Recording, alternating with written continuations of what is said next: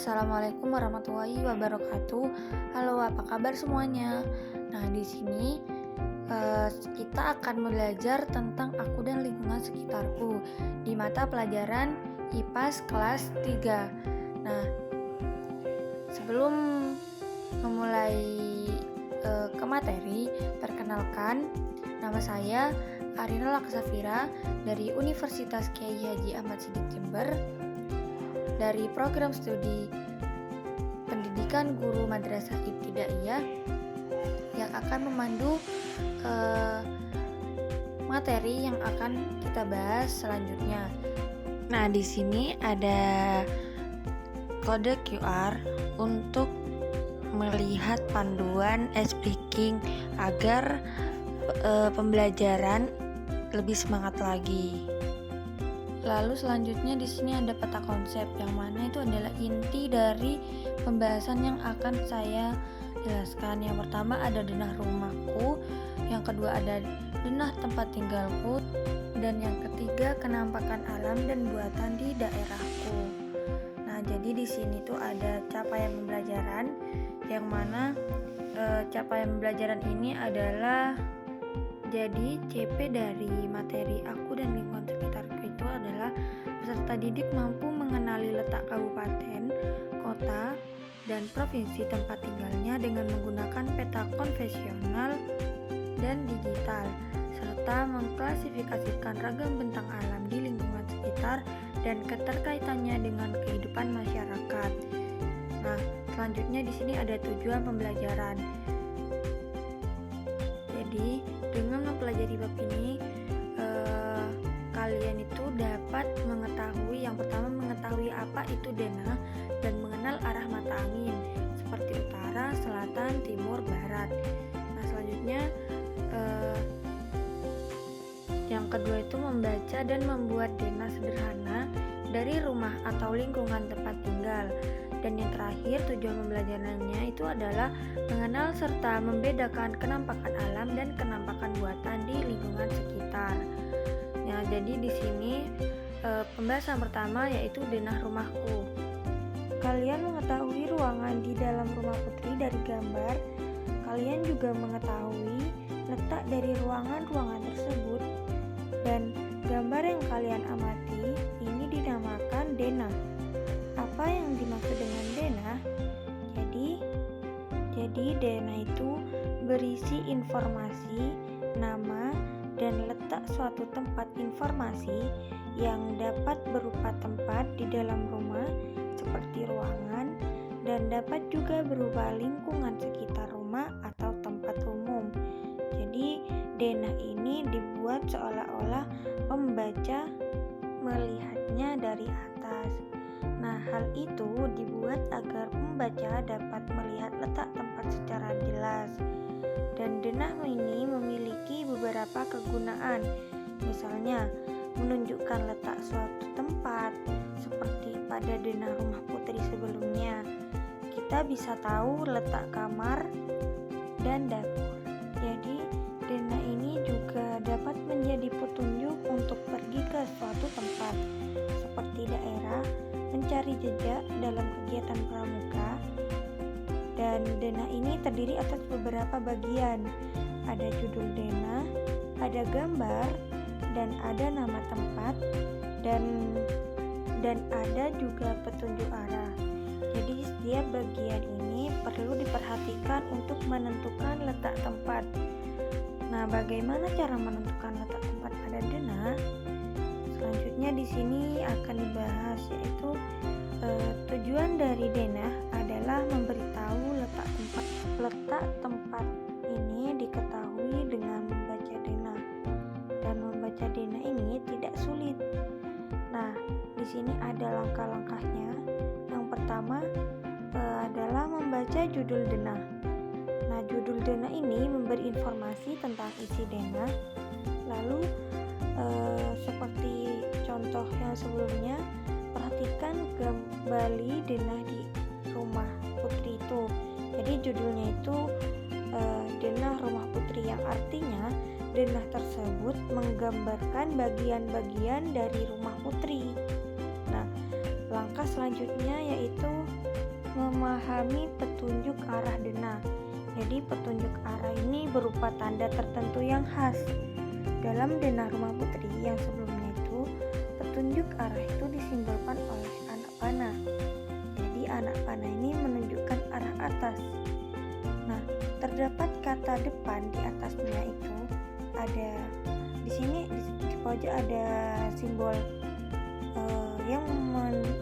yang menunjuk pada arah atas, yang mana di ujung anak panah ini ada keterangan bahwa atas itu adalah depan, yang artinya arah atas itu adalah depan. Sebaliknya, arah bawah itu menunjukkan belakang. Sementara itu, arah kanan itu artinya sebelah kanan, arah kiri artinya sebelah kiri. Begitulah cara memahami petunjuk arah denah. Nah, di sini selanjutnya ada petunjuk arah yang menggunakan atau menentukan letak tempat. Misalnya, menentukan letak ruang makan. Jadi yang pertama, kita harus mencari ruang makan dalam denah. Nah, setelah itu kita harus mengamati tempat-tempat, di mana tempat-tempat ini di sekitarnya itu yang di sekitar ruang makan itu ada apa aja. Jadi kita harus mengamati. Nah, di sini tuh ada ruang tamu, ada ruang keluarga, dan ada kamar. Nah, ruang makan ini berada di atas ruang tamu. Artinya, ruang makan ini di belakang ruang tamu, dan ruang makan juga berada di kiri kamar. Nah, maka dari itu ruang makan ini di sebelah kiri kamar. Begitulah cara menentukan letak tempat. Nah, sekarang coba tentukan letak ruang makan pada denah Rumah Putri. Nah, selanjutnya kita memasuki ke materi kedua, yaitu denah tempat tinggalku. Nah, di sini tuh ada gambar arah mata angin. Nah, apa yang dimaksud arah mata angin? Di sini arah mata angin itu merupakan pedoman atau panduan untuk menentukan arah. Nah, pedoman ini berdasarkan pada arah datangnya angin. Ada 4 arah mata angin. Nah, 4 arah mata angin itu disebut mata angin primer, yang mana ada arah utara yang disimbolkan dengan huruf U, ada arah selatan yang disimbolkan dengan huruf S, ada arah timur yang disimbolkan dengan huruf T, dan ada juga arah barat. Nah, keempat arah tersebut dapat kalian lihat pada gambar berikutnya. Nah, di sini tuh ada beberapa keterangan, yaitu selain itu terdapat juga arah mata angin sekunder. Nah, kalau yang sebelumnya itu primer, yang sekarang itu kan membahas tentang arah mata angin sekunder, yang mana arah mata angin sekunder ini terletak di antara arah mata angin utama. Jadi berikut adalah arah mata angin sekunder. Yang pertama di sini ada timur laut yang disimbolkan dengan huruf TL. Nah, arah mata angin ini di antara utara dan timur. Nah, bisa dilihat di gambar di samping. Nah, yang kedua di sini ada tenggara. Terus di sini tuh ada tenggara yang mana disimbolkan dengan huruf T dan G. Nah, arah mata angin ini berada di antara selatan dan timur. Selanjutnya ada barat daya yang mana itu disimbolkan dengan huruf B dan D. Nah, arah mata angin ini berada di antara selatan dan barat. Nah, untuk simbol-simbolnya di sini sudah ada keterangan masing-masing. Dan di sini yang terakhir di sini ada barat laut yang mana disimbolkan dengan huruf B dan L. Nah, arah mata angin ini berada di antara utara dan barat. Nah, simbolnya berada di samping ini bisa dilihat. Nah, di sini ada contoh lagi, yaitu di mana arah mata angin ini dipakai sebagai petunjuk arah dalam denah. Nah, petunjuk arah ini menentukan letak denah atau letak tempat. Nah, di sini misalkan kalian ingin menentukan letak rumah Mira. Jadi berdasarkan denah di samping ini, rumah Mira itu terletak di sebelah selatan rumah Fani. Jadi kalian juga dapat menyebutkan rumah Mira itu berada di sebelah barat rumah makan.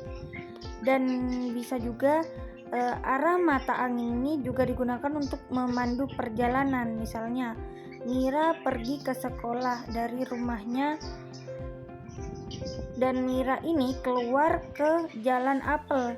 Selanjutnya Mira berjalan ke arah timur sampainya belokan. Nah, setelah itu Mira belok ke arah selatan di Jalan Anggur. Lalu sekolah itu berada di sebelah timur Jalan Anggur. Selanjutnya di sini ada cara membuat denah. Nah, di sini sebelum membuat denah itu sebaiknya mempersiapkan beberapa hal. Nah, hal-hal ini tuh tersebut berkaitan dengan unsur denah, terutama nama tempat dan petunjuk arah. Nah, berikut ini beberapa persiapan sebelum membuat denah. Yang pertama itu harus menentukan tempat yang akan kita buat di dalam denahnya. Yang kedua di sini ada menentukan arah mata angin sebagai petunjuk arah.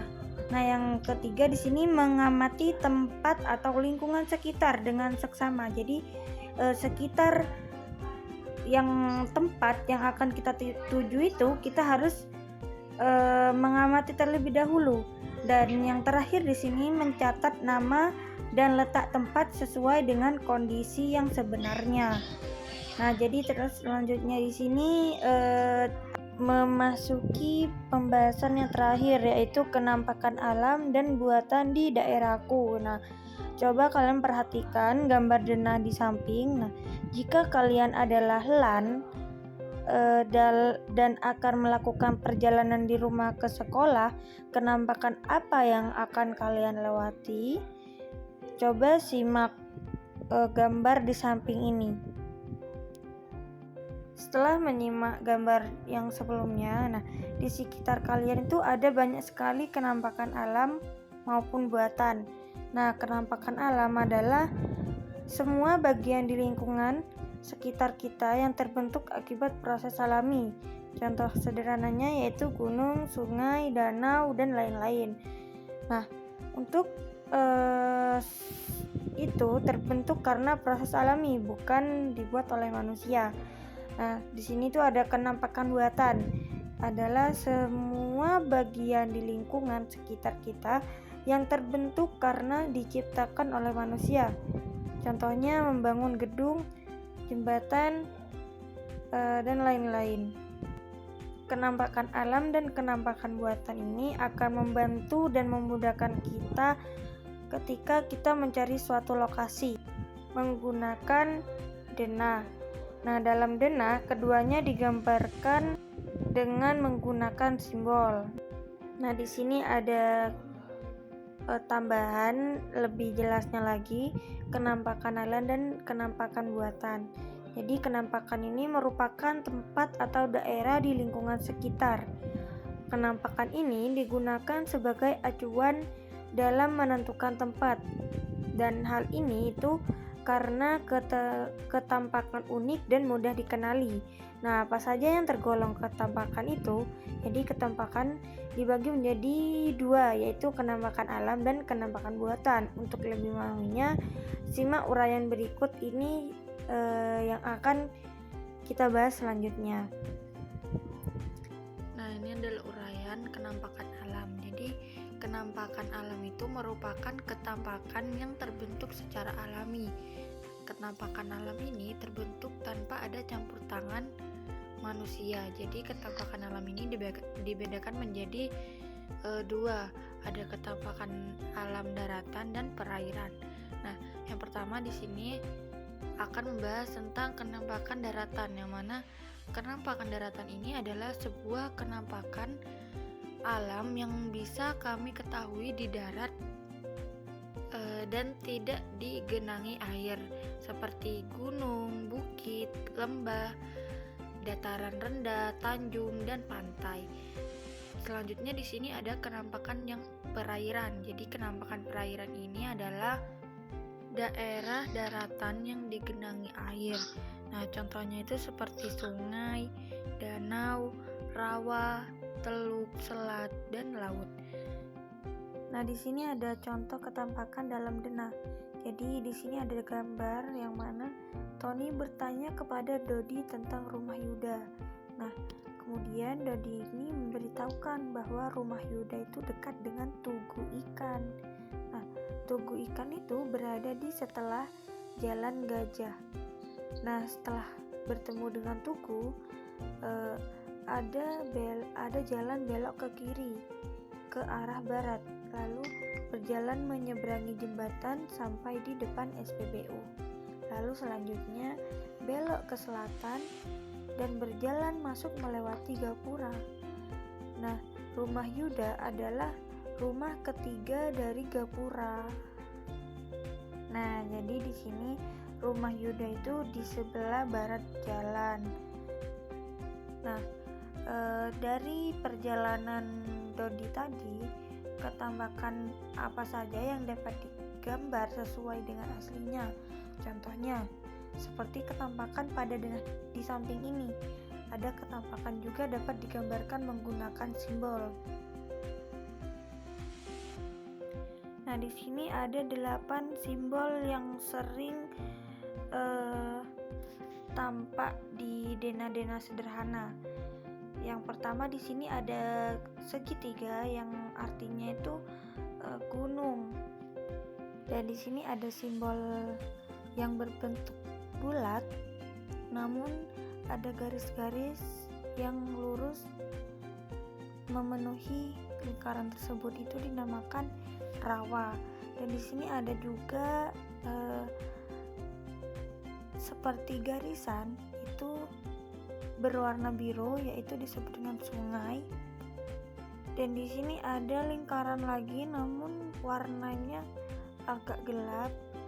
Di sini itu disebut danau. Dan yang selanjutnya itu ada simbol pesawat, yaitu artinya bandar udara. Dan ada di sini simbol garpu sama sendok. Jadi itu diartikan dengan rumah makan atau restoran.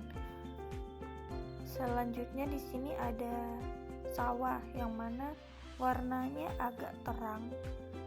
Dan selanjutnya di sini ada gambar keranjang kuning yang disebut dengan pasar atau swalayan.